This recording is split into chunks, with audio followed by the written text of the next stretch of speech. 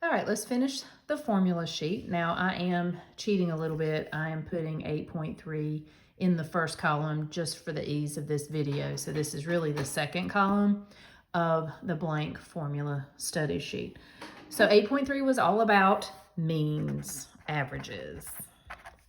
So the symbol for your statistic for means is X bar. The symbol for your parameter is mu. And the name of the procedure is a one sample t interval for means, so for mu.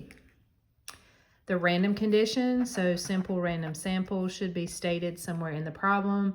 I think I neglected to say in the last video, it could just say random sample. It doesn't have to use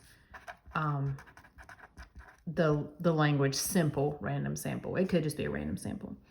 The 10% condition, again, is our independence condition, which we have to check if we are sampling without replacement. Same thing as it was for proportions. So our sample size has to be less than or equal to 1/10 of the whole population of interest. Now your normal condition gets a little more difficult to check with means than it did with proportions. So here, if n is greater than or equal to 30, then by the central limit theorem, your normal condition will be met, which is basically saying as your sample size is increasing in size, the sampling distribution will become closer to normally shaped.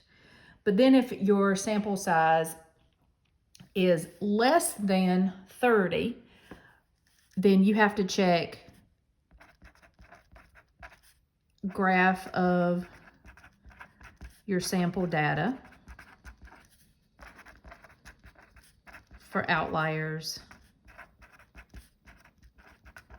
and skewness. So as long as your sample data doesn't have any outliers or extreme skewness, you are able to proceed. The formula for the standard deviation for your means, again, remember that's your standard error because we're going to be using X bar instead of mu. Well, I said that wrong. We're going to be using S of X instead of sigma. So the formula for the standard deviation, so the standard error is the sample standard deviation divided by the square root of n. Our Z star or T star will be using T star, but remember your degrees of freedom is your sample size minus 1. That needs to always be stated. Your formula for your margin of error, and again, your margin of error is your critical value times your standard error. So your critical value T star times the sample standard deviation divided by the square root of the sample size. So your general formula, again, just like it was for proportions, is going to be your point estimate plus or minus your margin of error.